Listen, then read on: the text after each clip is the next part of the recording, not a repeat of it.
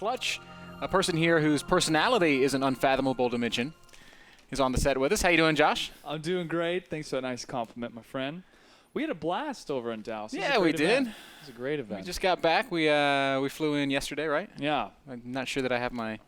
Oh, no, Monday. That's when I got back. My clocks are all weird. This whole messed daylight up, man. savings time and stuff, it's getting It gets later dark really now. early. Yeah. It's like 6 p.m. right now. It feels like it's midnight. I'm ready to go to bed.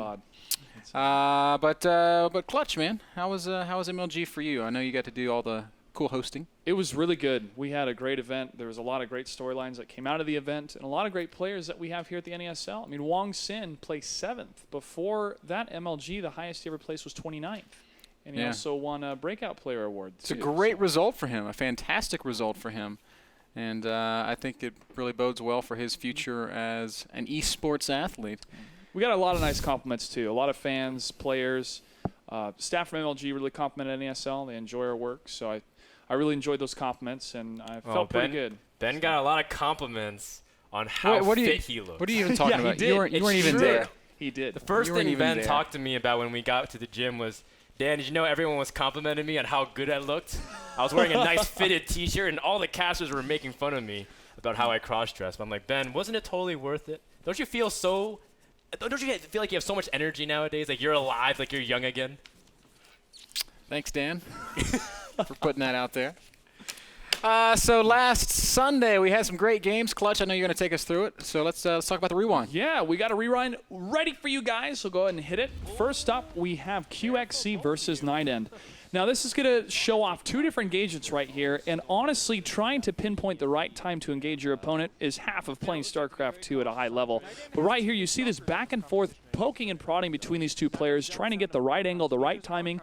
QXC has a lot of ghosts in his army composition, but for Night End, he has a lot of Colossi. There's a couple Vikings definitely for QXC to try to pick them off, but as you can see here, there's a little bit of a bottleneck effect for Night End's forces, but right when he opens up down the bottom of this ramp, this is where it starts to get in hurt mode against QXC.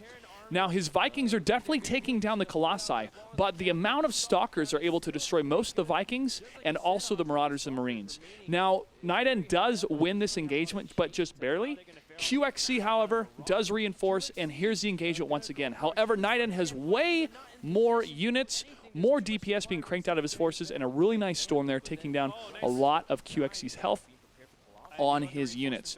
Pushing even further in, he moves back, baiting QXC's forces, and there the 2 Colossi to engage the bio units of QXC. And from there, Night End says night-night to QXC.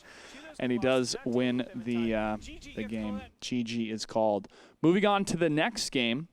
This is going to be Sen versus Damaga. Yes, that's right. You are not imagining things. That is all of Damaga's forces, pretty much all of his drones and all of his Zerglings inside Sen's base. He's trying to get us around the drones and Zerglings of Sen. However, Sen is able to maneuver back and forth on his creep and moving toward his expansion to escape the units that are Damaga's. Now, Damaga has to make a choice. Does he go to the main or the expansion? He goes to the expansion, but there are spine crawlers on both bases.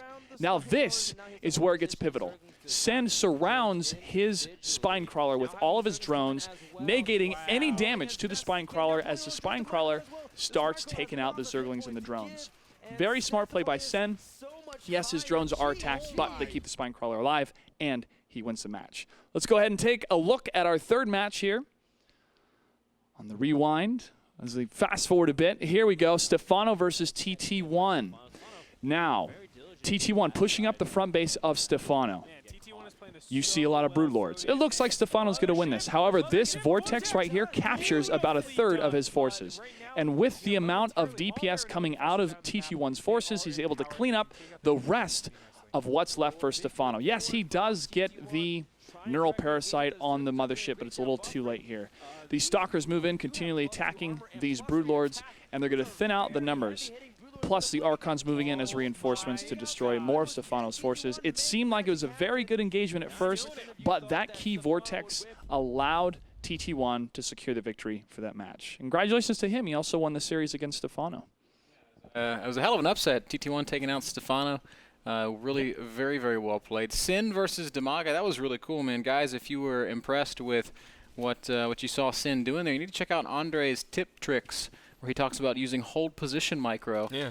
That's over at NASL.tv/videos. We were kind of joking about it. We're like, did Sen watch Andre's trick tip videos? Like, I think he did. Andre was so happy about it, so it was really nice. Yeah. Great play by these players. Look forward to watching them more. Sin probably like consulted Andre. He might have. VTorp just secretly coaches every player in NASL, like against each other.